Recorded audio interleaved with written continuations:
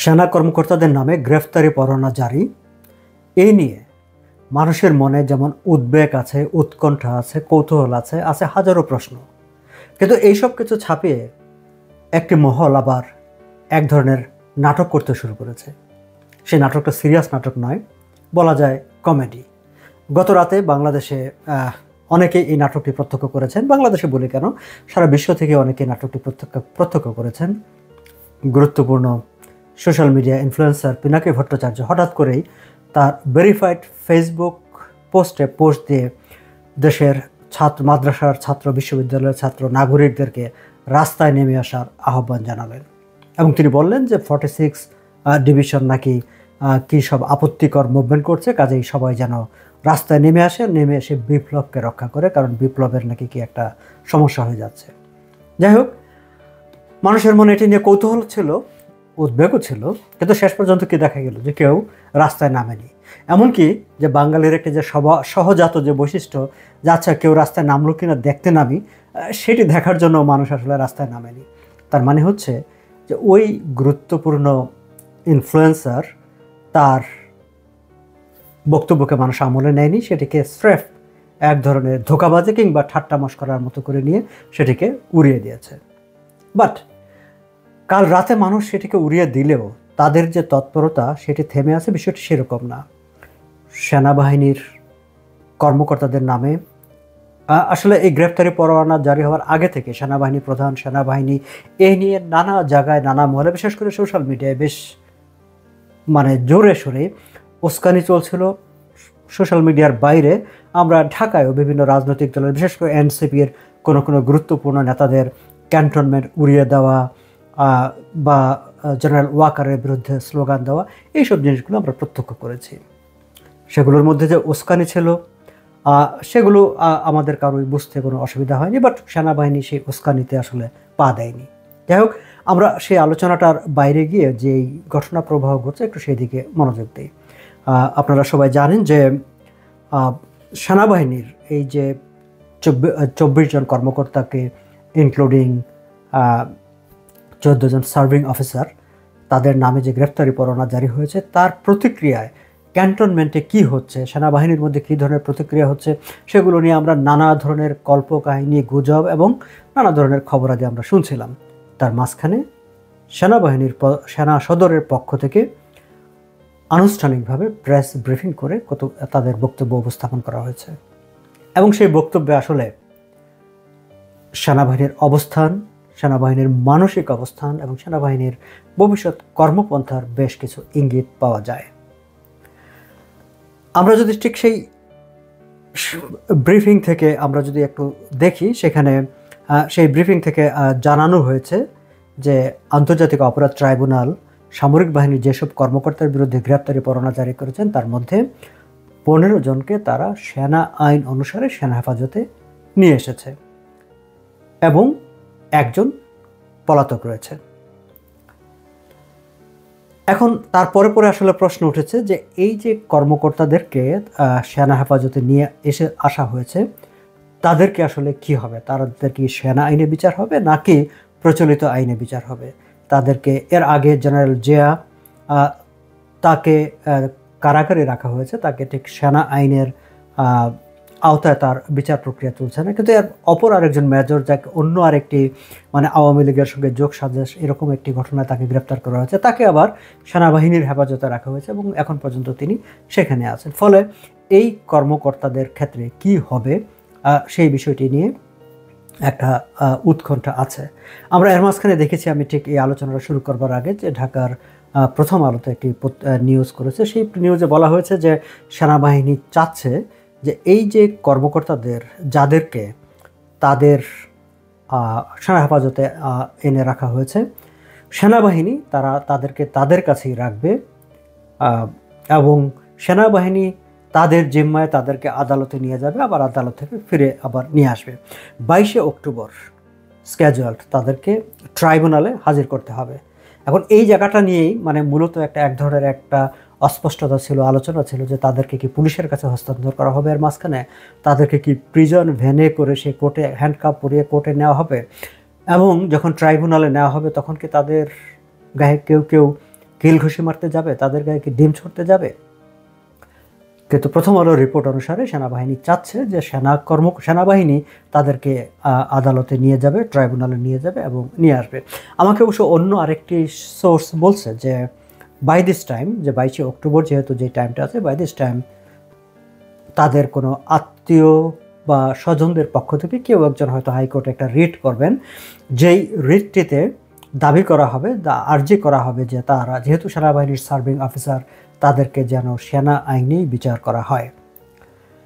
এই জায়গাটা একটি সমস্যাও আছে, যে সমস্যা হলো এর আগে জেনারেল জিয়া, যিনি এখন বিচারাধীন আছেন, তার ক্ষেত্রে তার বোন সম্ভবত একটি রিট করেছিলেন, হাইকোর্ট সেই রিটটি বাতিল করে দিয়েছে। ফলে যেহেতু আগে একটি রিট বাতিল হয়ে যাওয়ার প্রেসিডেন্স আছে, ফলে এই ক্ষেত্রেও সেটি কার্যকর হবে কি না। কিন্তু আমাকে যিনি এই তথ্যটি দিয়েছেন তিনি বলছেন যে এই রিটটি পরিচালনা করতে যাচ্ছে বা দায়ের করতে যাচ্ছে তাদের আইনজীবী হিসাবে একজন বিএনপিপন্থী প্রভাবশালী আইনজীবী, এবং ফলে তিনি আশা করছেন যে হয়তো অ্যাটর্নি জেনারেল অফিস কিংবা প্রসিকিউশনের অফিস থেকে এটির বিরোধিতা করা হবে না, সেই ক্ষেত্রে তাদের ক্ষেত্রে আলাদা করে একটা ডিরেকশন আসতে পারে। আবার এমন একটি আলোচনাও আছে যে কোর্টে ট্রাইব্যুনালে তুলেই সেখানে তাদেরকে অ্যাপিল করা হবে যে তাদেরকে যেন সেনা আইনেই বিচার করার সুযোগ দেওয়া হয়। সেই ক্ষেত্রে হয়তো বা ট্রাইব্যুনাল সেটি অ্যাকসেপ্ট করতে পারে অথবা না করতে পারে, বাট সেটি ট্রাইব্যুনালে হয়তো বা এই ধরনের একটি অ্যাপিল হতে পারে। ঠিক এই প্রসঙ্গে আমি যদি সেনাবাহিনীর যে কর্মকর্তা অ্যাডজুটেন্ট জেনারেল যিনি ব্রিফিংটি করেছিলেন, তার ব্রিফিংয়ের একটু অংশবিশেষকে আমি একটু মিলিয়ে দেখতে চাই। তিনি বলছেন যে সার্ভিং অফিসার যারা এখনও চাকরিরত আছে তাদেরকে তারা সেনা আইন অনুসারে সেনা হেফাজতে নিয়ে এসেছেন, কিন্তু যারা অবসরে যাওয়া কর্মকর্তা, যাদের বিরুদ্ধে গ্রেফতারি পরোয়ানা জারি করা আছে, পুলিশ চাইলে তাদেরকে গ্রেফতার করতে পারে। অর্থাৎ বিষয়টিকে যদি আমরা উল্টোভাবে দেখি, ঠিক এরকম ভাবে বলা যায় যে হ্যাঁ, যারা অলরেডি চাকরি থেকে অবসরে চলে গেছেন তারা এখন সিভিল, সো পুলিশ চাইলে তাদেরকে গ্রেফতার করতে পারেন। কিন্তু যারা সার্ভিসে আছেন, আমি ঠিক উল্টোভাবে যদি ঠিক এইভাবে ইন্টারপ্রেট করি যে যারা সার্ভিসে আছেন পুলিশ তাদেরকে গ্রেফতার করবে না, কারণ তাদেরকে আমরা আমাদের জিম্মায় রেখেছি, সেটা আমরা লুক আফটার করব। এরকম একটা ইন্টারপ্রিটেশন কিন্তু দাঁড় করা যায়। আবার তারা এটাও বলছেন যে অবসরপ্রাপ্ত কর্মকর্তারা তারা যদি মনে করেন যে না আমরা ঠিক পুলিশের কাছে যাব না, তিনি অ্যাডজুটেন্ট জেনারেল ক্লিয়ার করে দিয়েছেন তারা পুলিশের কাছে সারেন্ডার করতে পারেন। তারা আদালতে গিয়ে বলতে পারেন যে মাননীয় আদালত, আমার নামে ওয়ারেন্ট হয়েছে, কাজে আমি এখানে সারেন্ডার করতে এসেছি, সেটি তিনি করতে পারেন। এর বাইরে তারা যদি মনে করেন যে না আমি সেনা হেফাজতে সেনা আইনের আওতায় থাকবো, সেটি যদি করে তাহলে ক্যান্টনমেন্ট সেনা সদর তাদেরকেও তাদের জিম্মায় তারা নিবে। সো এই জায়গাটায় কিন্তু তারা একদম এক ধরনের আমি মনে করি যে একটা পরিষ্কার করেছে যে বিষয়টার উপর তারা একটা নিয়ন্ত্রণ রাখতে চায়। আবার তিনি আরেকটা কথা বলছেন যে Bangladesh army respects all laws, যে কনস্টিটিউশনে যত আইন কানুন বলা আছে তারা সব তারা আইনের প্রতি শ্রদ্ধাশীল। আবার এই কথাটি বলছেন যে গত 54 বছরেই তারা সেনাবাহিনীর কর্মকর্তাদের বিরুদ্ধে যেই সব অভিযোগ এসেছে তারা ঠিক প্রচলিত আইন মেনে তারা তাদেরকে তাদের কাস্টডিতে এনেছে এবং জুডিশিয়াল প্রসিডিং তারা সম্পন্ন করেছে। এবং সেই জুডিশিয়াল প্রসিডিংগুলো কি? Court martial or general court martial. অর্থাৎ তারা এই অ্যাডজুটেন্ট জেনারেল সেটিও স্মরণ করে দিয়েছেন যে গত 54 বছরে সেনা কর্মকর্তাদের বিরুদ্ধে যখনই যে ধরনের কোনো অভিযোগ এসেছে তারা সংবিধানের আইন মেনে তাদেরকে জুডিশিয়াল প্রসিডিংস যা করার সেটি করেছে, এবং সেই প্রসিডিংসগুলো কি? Court martial or general court martial. অর্থাৎ এখানে কিন্তু একটা ইঙ্গিত আছে যে তারা আসলে সেনা আইনেই এই কর্মকর্তাদের বিষয়টি ডিল করতে চান। এখন এই যে শেষ পর্যন্ত কোন দিকে যাবে সেটি অবশ্য বোঝা যাবে যে আগামী কয়েকদিনের মধ্যে যদি হাইকোর্টে রিট হয় অথবা 22শে অক্টোবর তাদেরকে কোর্টে ট্রাইব্যুনালে হাজির করে সেইখানে তাদেরকে তাদের পক্ষ থেকে কি বক্তব্য উপস্থাপন করা হয় এবং ট্রাইব্যুনাল কি সিদ্ধান্ত দেয়। কিন্তু সেনাবাহিনীর মধ্যে এই নিয়ে যে একটি ভিন্ন রকম প্রতিক্রিয়া হয়েছে সেটিও কিন্তু সেনাবাহিনী আনুষ্ঠানিকভাবেই বলে দিয়েছে। তারা বলেছে যে এই যে ঘটনাটি, এই ঘটনা সেনাবাহিনীকে মোরালি এফেক্টেড, তাদেরকে নৈতিকভাবে ক্ষতিগ্রস্ত করেছে এবং তারা মোরালি আপসেট, নৈতিকভাবে তারা বিপর্যস্ত। তারা এটি আশ্বস্ত করেছে যে আমরা সব কিছুর ঊর্ধ্বে থেকে ন্যায়ের পক্ষে থাকব, ন্যায়ের ব্যাপারে কোনো ধরনের আমরা কম্প্রোমাইজ করব না। কিন্তু এটি হচ্ছে গুরুত্বপূর্ণ বার্তা যে তারা আপসেট হয়েছে, মোরালি তারা ইফেক্টেড হয়েছে, তাদের নৈতিকভাবে তারা এক ধরনের দুর্বল হয়ে পড়েছে এবং তারা বিপর্যস্ত হয়েছে। এবং বিপর্যস্ত কেন হয়েছে তার কিন্তু একটা ব্যাখ্যাও এই সেনা কর্মকর্তার ব্রিফিংয়ে আছে। তিনি বলছেন যে সারা দেশ এখন নির্বাচনমুখী। খেয়াল করবেন যে সারা দেশ এখন নির্বাচনমুখী। গত 13-14 মাস ধরে সেনাবাহিনী মাঠে কাজ করছে। অভ্যন্তরীণ নিরাপত্তা ব্যবস্থার উন্নয়নে সেনা সদস্যরা বিভিন্ন পর্যায়ে দায়িত্ব পালন করে যাচ্ছে। আগামী এই অংশটুকু অত্যন্ত গুরুত্বপূর্ণ দর্শক। আগামী জাতীয় নির্বাচনে সেনা মোতায়েনের পরিমাণ 3 গুণ পর্যন্ত বাড়ানো হবে বলে আমরা প্রস্তুতি নিচ্ছি। অর্থাৎ সেনাবাহিনী প্রস্তুতি নিচ্ছে যে আগামী নির্বাচন যেটি হবে সেখানে তাদের সংখ্যা 3 গুণ বাড়িয়ে একটি সুষ্ঠু গ্রহণযোগ্য একটি নির্বাচনে সেনাবাহিনীর যতটা সম্ভব ভূমিকা রাখার তারা সেই ভূমিকাটা রাখবে। এবং এই কারণেই তাদের যে ট্রেনিং, পোস্টিং, প্রমোশন সহ সব ধরনের প্রস্তুতি চলছে। ঠিক এমন একটি সময় এই গ্রেফতারি পরোয়ানার ঘটনাটি সেনা সদস্যের মনোবলে কিছুটা প্রভাব ফেলেছে এবং এই কারণে তারা মোরালি ইফেক্টেড হয়েছে এবং তারা আপসেট হয়েছে, বিপর্যস্ত হয়েছে। এবং এই যে দর্শক, যে নির্বাচনের যখন সেনাবাহিনীর যে ইঙ্গিত, এটি কিন্তু পরিষ্কার যে তারা ঠিক একটি নির্বাচনের জন্য জাতিকে একটি গ্রহণযোগ্য নির্বাচন উপহার দেওয়ার জন্য তারা একটা প্রস্তুতি নিচ্ছিলেন এবং সেই প্রস্তুতির সময় এই গ্রেফতারি পরোয়ানাটি ঘটছে। এবং এই ঠিক আলোচনার সূত্র ধরে সাধারণ পাবলিক স্ফেয়ারে যেই সব আলোচনাগুলো আছে আমি তার একটা অংশবিশেষ আমি এখানে আপনাদের সঙ্গে একটু শেয়ার করতে চাই। এই যে গ্রেফতারি পরোয়ানা, এই গ্রেফতারি পরোয়ানা মানে কর্মকর্তাদের বিরুদ্ধে, হ্যাঁ, আওয়ামী লীগের শাসনামলে গুমের অভিযোগ এসেছে, খুনের অভিযোগ এসেছে, নির্যাতনের অভিযোগ এসেছে। সেই বিষয়গুলো নিয়ে অবশ্যই তদন্ত করতে হবে। তদন্ত করে যারা সত্যিকার অর্থে দোষী তাদের বিরুদ্ধে শাস্তি দিতে হবে, সেই ব্যাপার নিয়ে কারো কোনো দ্বিমত নেই।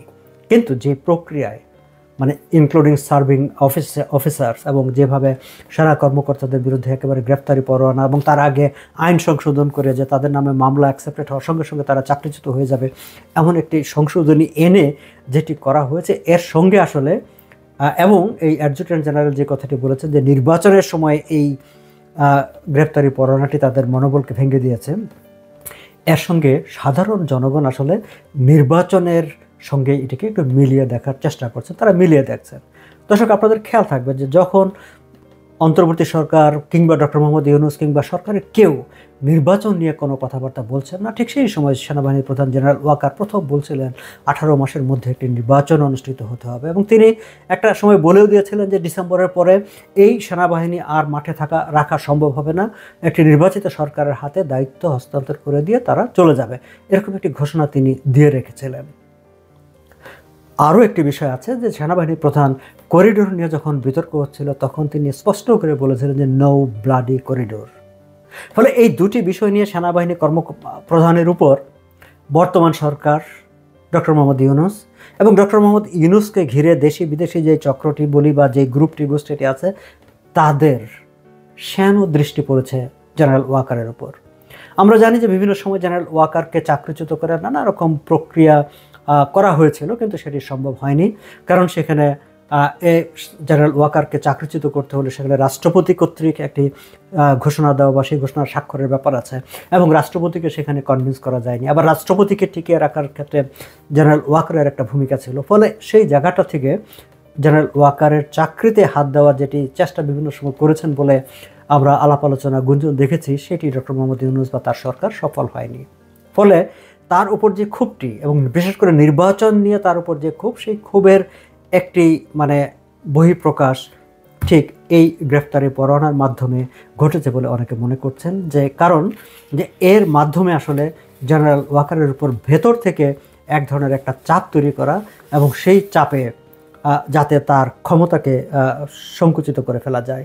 দর্শক, খেয়াল করবেন যে গ্রেফতারি পরোয়ানা জারি হওয়ার পর এই যে 15 মানে এই সেনা কর্মকর্তাদের বিরুদ্ধে যে গ্রেফতারি পরোয়ানাটা জারি হয়েছে সেটির লজিক, সেটির রেশনাল, সেটি যৌক্তিক অযৌক্তিক, সেই প্রশ্ন সে আলোচনার চাইতেও বেশি যে আলোচনাটি হচ্ছে সেটি আওয়ামী লীগ সমর্থকরাও করছে, আবার আওয়ামী লীগ বিরোধীরাও করছে, ডক্টর ইউনূসের সমর্থকরাও, সবাই মিলেই কিন্তু ওয়াকারের উপরই আক্রমণটা করছে। এবং সব আক্রমণেই কিন্তু একটি কথা যে ডক্টর মানে জেনারেল ওয়াকার তার সেনাবাহিনীর কর্মকর্তাদের রক্ষা করতে পারছেন না, জেনারেল ওয়াকার সেনাবাহিনীর ভাবমূর্তি রক্ষা করতে পারছেন না, তাহলে তিনি কি করবেন? ফলে খেয়াল করবেন যে ঠিক আক্রমণের জায়গাটা জেনারেল ওয়াকারের দিকেই কিন্তু ধাবিত হচ্ছে, এবং এই আক্রমণটা আসলে জেনারেল ওয়াকারকে দুর্বল করে ফেলা। এবং এর মাঝখানে তো আমরা শুনেছি যে এই কর্মকর্তাদের পর আরও তালিকা আসছে বা আরও কোনো কিছু হবে, সেই সব বিষয়গুলো আছে।